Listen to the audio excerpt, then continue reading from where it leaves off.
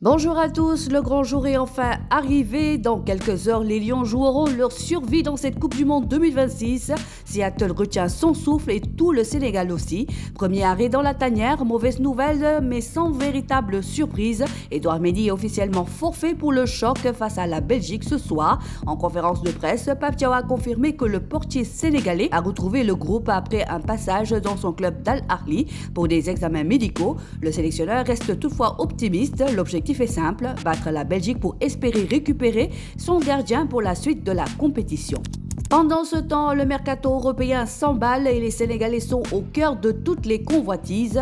Libre de tout contrat, Malang Sarr, auteur d'une énorme saison avec Lens, figure parmi les joueurs les plus cotés du marché avec une valeur estimée à 20 millions d'euros. Même tendance pour Bamba Dieng, également libre après son départ de Lorient, tandis que Krépin Diatta reste aussi un profil très recherché. Et ce n'est pas fini, Dion Lopy est tout proche de rejoindre Aston Villa. Le club anglais serait prêt à débourser 15 millions d'euros pour attirer le milieu sénégalais en Premier League.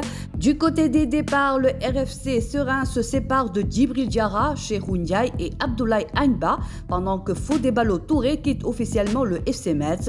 Autre surprise du jour, Rabi Bey n'est plus l'entraîneur de l'Olympique de Marseille. L'aventure s'arrête après seulement quelques mois sur le banc phocéen.